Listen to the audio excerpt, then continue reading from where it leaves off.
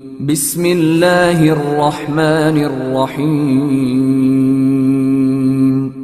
کہ جس میں یہ صفائی ہو، ادھر حکم محبت ہو، ادھر گردن جھکائی ہو۔ اب بلا تاخیر دعوت خطاب دیتا ہوں للکار علامہ محترم جناب مولانا اویس عاجز صاحب کو۔ محترم جناب السلام علیکم ورحمۃ اللہ وبرکاتہ۔ الحمدللہ رب العالمین والعاقبۃ للمتقین والصلاة والسلام علی سید الانبیاء والمرسلین۔ اللہم صل علی محمد وسلم وبارک صلی علیہ۔ اعوذ باللہ من الشیطان الرجیم، بسم اللہ الرحمن الرحیم۔ رضی اللہ عنہم ورضوا عنہ، وقال النبی صلی اللہ علیہ وسلم لو كنت متخذا خلیلا لاتخذت ابا بکر خلیلا۔ اسلام وہ پودا نہیں جس نے پانی سے غذا پائی، دیا خون جگر صحابہ نے تو گلشن میں بہار آئی۔ اگر چاند ہے آقا تو ستارے ہیں صحابہ، واللہ ہمیں جان سے پیارے ہیں صحابہ۔ ملت کو ذرا بیدار تو ہو لینے دو، ہر ایک قوم پکارے گی، ہر ایک شخص پکارے گا ہمارے ہیں صحابہ، ہمارے ہیں صحابہ۔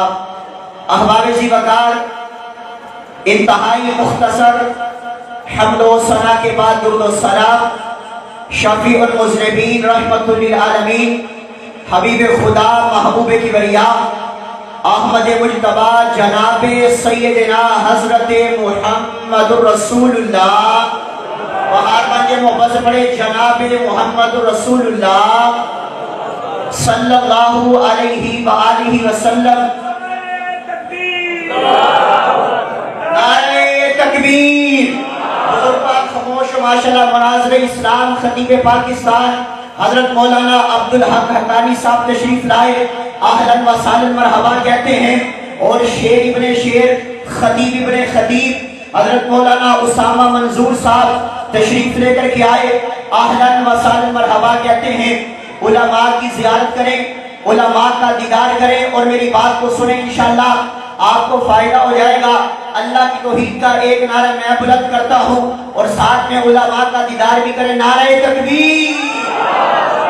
شان مصطفیٰ حضرت مولانا عبدالحق حقانی صاحب، مولانا اسامہ منظور صاحب، شاعر اسلام یحییٰ عمیر صاحب، آئیے آپ ذرا توجہ میری طرف رکھیے۔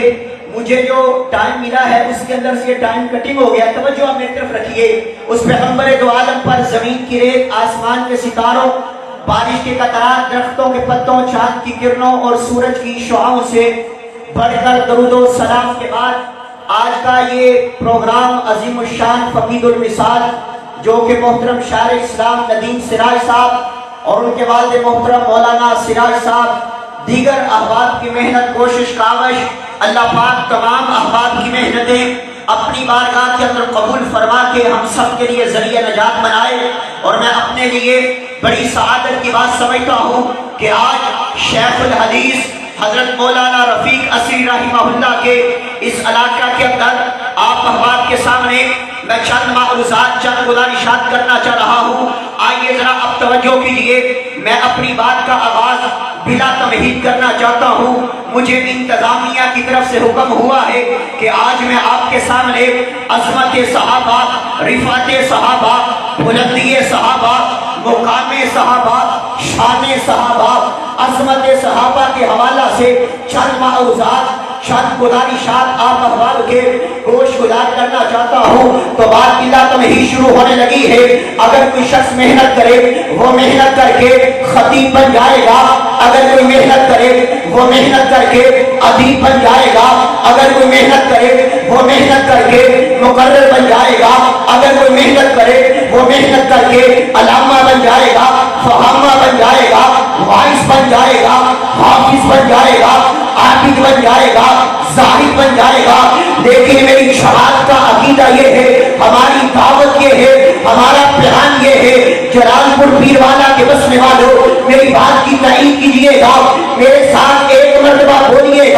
کوئی بھی انسان محنت کر کے صحابی بن سکتا؟ کوئی بھی انسان محنت کر کے صحابی بن سکتا؟ سارے نہیں بولے، سامنے والے نہیں بول رہے، کوئی بھی انسان محنت کر کے صحابی بن سکتا؟ نہیں بن سکتا، کیونکہ صحابی کی تعریف کیا ہے، صحابی کی ڈیفینیشن کیا ہے؟ صحابی کسے کہا جاتا ہے؟ جس نے نبی صلی اللہ علیہ وسلم کا چہرہ پر انوار دیکھا ہو، آپ سے ملاقات کی ہو، ساری زندگی ایمان کی حالت کے اندر گزاری ہو، جب موت کا پیغام آ جائے ایمان کی حالت کے اندر آئے، آپ کی کانفرنس کا عنوان تذکرہ سیرت سید البشر صلی اللہ علیہ وآلہ وسلم ہے، اور کون سا چہرہ دیکھا ہو جس کے بارے میں حضرت حسان بول اٹھے، فرمایا وَأَحْسَنَ مِنْكَ لَمْ تَرَ قَطُّ عَيْنِي وَأَجْمَلَ مِنْكَ لَمْ تَلِدِ النِّسَاءُ خُلِقْتَ مُبَرَّأً مِنْ كُلِّ عَيْبٍ كَأَنَّكَ قَدْ خُلِقْتَ كَمَا تَشَاءُ۔ حضرت حسان کہتے ہیں محبوب اللہ نے آپ کو ہر عیب سے پاک بنایا، اللہ نے آپ کو حسن و جمال عطا کیا۔ اگر نہیں سمجھے ہو میں اس طرح سمجھانا چاہتا ہوں، ایک بولنے والا بولا، میری اور آپ کی زبان والا بولا، پتہ ہے کیا کہتا ہے؟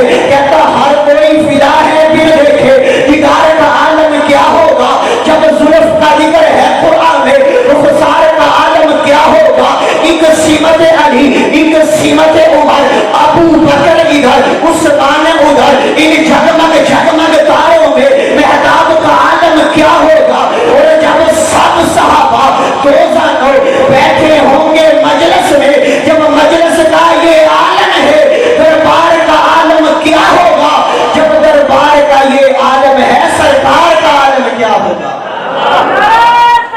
اللہ اکبر۔ آئیے ذرا آپ توجہ میں طرف رکھیے، صحابی کی تعریف آپ نے سن لی، صحابی اسے کہتے ہیں جس نے پیارے پیغمبر کا دیدار کیا ہو، آپ کے ساتھ ملاقات کی ہو، ساری زندگی ایمان کی حالت کے اندر گزاری ہو، اسے صحابی کہتے ہیں۔ لیکن صحابی کی عظمت کیا ہے، صحابی کا مقام کیا ہے؟ آپ کے سامنے میں بڑے اختصار اور پیار کے ساتھ اللہ کا قرآن پڑھنا چاہتا ہوں۔ قرآن کا پہلا پارہ ہے، سورۃ البقرہ ہے، اللہ رب العالمین اعلان کر رہے ہیں، فرمایا فَإِنْ آمَنُوا بِمِثْلِ مَا آمَنْتُمْ بِهِ فَقَدِ اهْتَدَوْا۔ اللہ فرماتے مجھے ایمان ایسا چاہیے جیسا ایمان صحابہ کا ہے، اللہ فرماتے مجھے ایمان ایسا چاہیے جیسا ایمان ابو بکر کا ہے، اللہ فرماتے مجھے ایمان ایسا چاہیے جیسا ایمان عمر کا ہے، جیسا ایمان عثمان کا ہے، جیسا ایمان علی کا ہے، جیسا ایمان طلحہ کا ہے، جیسا ایمان زبیر کا ہے، جیسا ایمان سعد کا ہے۔ میں نے کہا اللہ تیرے صحابہ کے ایمان کے کیا کہنے، اللہ اگر تیرے صحابہ میں سے جناب بلال کے ایمان کو پڑھتا ہوں تو جناب بلال کے ایمان کے کیا کہنے، جناب بلال کو امیہ تپتے ہوئے کوئلوں پر لٹاتا تھا، اور بلال تپتے ہوئے کوئلوں پر لیٹ کے آہد آہد کی صدا کی آواز کو بلند کرتا تھا۔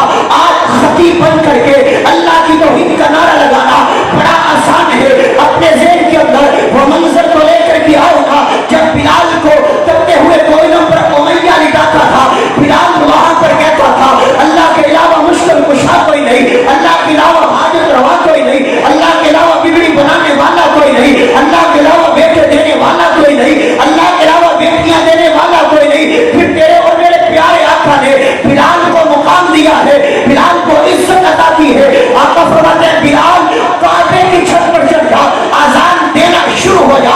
آقا جی میں بلال، آقا جی حبشے کے رہنے والا، آقا جی میں بلال اور کعبے کی چھت پر چڑھ جاؤ۔ آقا فرماتے ہیں ہاں بلال کعبے کی چھت پر چڑھ جا، اذان دینا شروع ہو جا۔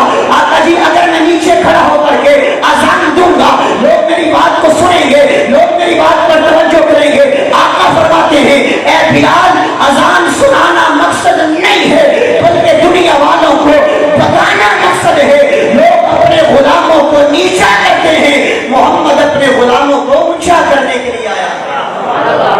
آئیے ذرا آپ توجہ فرمائیے، غور فرمائیے، اللہ کا قرآن ایک اور مقام پر اعلان کر رہا ہے۔ قرآن کا 28واں پارہ سورۃ المجادلہ ہے، اللہ اعلان کر رہے ہیں، فرمایا رضی اللہ عنہم ورضوا عنہ۔ اللہ فرماتے ہیں میں صحابہ سے راضی، صحابہ میرے سے راضی۔ یہ تو اللہ کا قرآن ہے۔ آؤ نبی کائنات جناب محمد رسول اللہ صلی اللہ علیہ وآلہ وسلم کا فرمان آپ کو سنانے لگا ہوں۔ اگر میں صدیق کی صداقت بیان کروں، اگر میں عمر کی عدالت بیان کروں، اگر میں عثمان کی سخاوت بیان کروں، اگر میں علی کی شجاعت بیان کروں، اگر میں امیر معاویہ کی سیاست بیان کروں، اگر میں جناب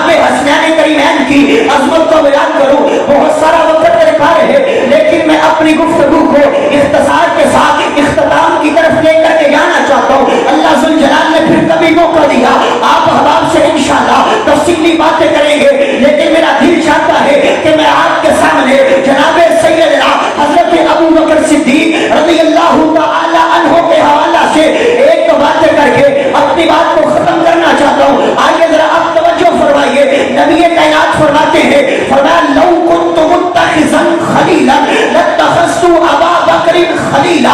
لوگوں اگر میں کسی کو اپنا خلیل بناتا جناب ابو بکر کو بناتا، جس کے بارے میں اہل سنہ والجماعت کا اس بات پر اجماع ہے کہ افضل البشر بعد الانبیاء، سارے نبیوں کے بعد عظیم ترین شخصیت جناب ابو بکر صدیق رضی اللہ تعالی عنہ کی ہے، جس کے بارے میں آقا نے فرمایا میرے پر جس کسی نے احسانات کیے ہیں میں نے اس کے احسانات کا بدلہ چکا دیا ہے، لیکن ابو بکر تیرے احسانات کا بدلہ نہیں دے سکا. کل قیامت کا دن ہوگا، تیرے احسانات کا بدلہ اللہ ذوالجلال والاکرام خود عطا کریں گے. اگر نہیں سمجھے ہو تو آؤ آپ کو سمجھانا چاہتا ہوں. آج ہمارے معاشرے کے اندر صحابہ کرام کے بارے میں تبرہ بازی، بہتان بازی کی جاتی ہے. صحابہ کرام کے بارے میں نازیبہ الفاظ کو استعمال کیا جاتا ہے اور صحابہ کرام کے بارے میں بولا جاتا ہے. وجہ کیا ہے؟ سبب کیا ہے؟ ریزن کیا ہے؟ کیوں اصحاب پیغمبر کی عظمت کے اندر گستاخیاں کی جاتی ہیں؟ لوگوں کو کہا جاتا ہے کہ نبی پاک کے صحابہ نبی پاک کے اہل بیت سے محبت نہیں کرتے تھے، نبی پاک کے اہل بیت نبی پاک کے صحابہ سے پیار نہیں کرتے تھے. میں نے کہا آج رات تجھے اللہ کا قرآن پڑھ کے سنانا چاہتا ہوں. اللہ اپنے قرآن کے اندر اس امر کا اعلان کر رہے ہیں. فرمایا محمد رسول اللہ والذین معہ اشداء علی الکفار رحماء بینہم. صحابہ آپس میں محبت کرنے والے، صحابہ آپس میں پیار کرنے والے، صحابہ آپس میں عقیدت کرنے والے، صحابہ آپس میں مودت کرنے والے. اگر نہیں سمجھے ہو جناب ابو بکر صدیق رضی اللہ تعالی رضی اللہ تعالی عنہ، جناب ابو بکر کے 3 بیٹے تھے. کتنے بیٹے؟ بات ختم ہونے لگی ہے، بات سمجھیے ذرا. جناب ابو بکر کے کتنے بیٹے تھے؟ 3 بیٹے. ایک کا نام محمد تھا، ایک کا نام عبداللہ تھا، ایک کا نام عبد الرحمن تھا. عبداللہ وفات پا گئے، باقی محمد بچے، عبد الرحمن بچے. محمد کو اللہ نے ایک بیٹا عطا کیا جس کا نام قاسم رکھا. عبد الرحمن کو اللہ نے ایک بیٹی عطا کی جس کا نام اسما رکھا. قاسم اور اسما کا آپس میں نکاح ہوا ہے، اللہ نے ایک بیٹی عطا کی ہے جس کا نام اسما رکھا ہے. یہ اسما کون ہے؟ جناب ابو بکر صدیق رضی اللہ تعالی عنہ کی پڑپوتی ہیں. ان کا نکاح دیکھیے گا، ان کی شادی دیکھیے گا کن کے ساتھ ہونے لگی ہے. امام محمد باقر. امام باقر کون ہے؟ زین العابدین کے بیٹے ہیں، امام حسن کے پوتے ہیں اور جناب علی کے پڑپوتے ہیں. جناب علی کے پڑپوتے امام محمد باقر، جناب ابو بکر کی پڑپوتی ام فروا. ان دونوں کا آپس میں نکاح ہوا ہے. اللہ نے جو بیٹا عطا کیا ہے دنیا اسے امام جعفر صادق کہتی ہے.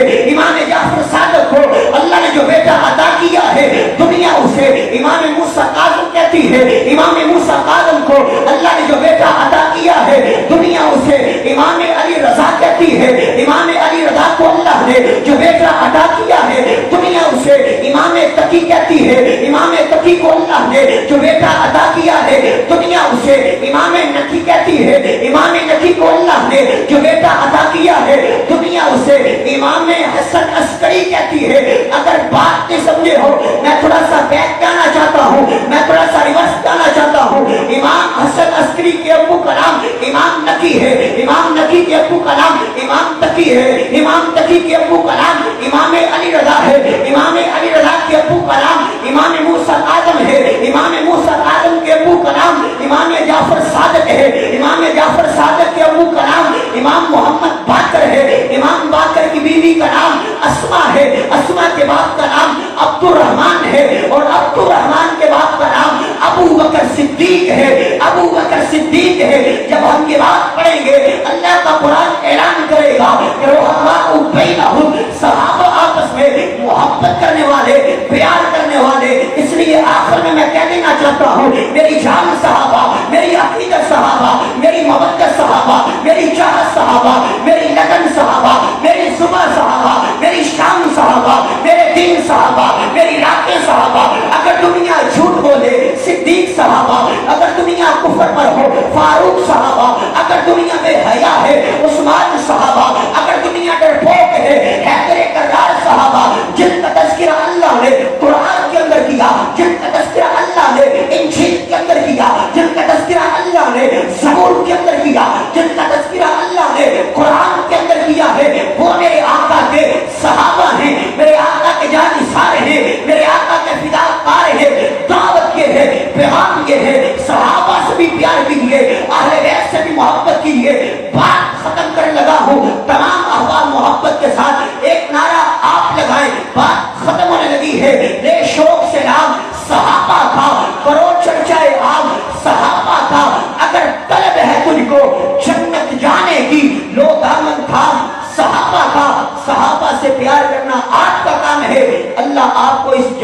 بھی کامیاب کر دے گا اور محشر کے میدان میں بھی کامیاب کر دے گا۔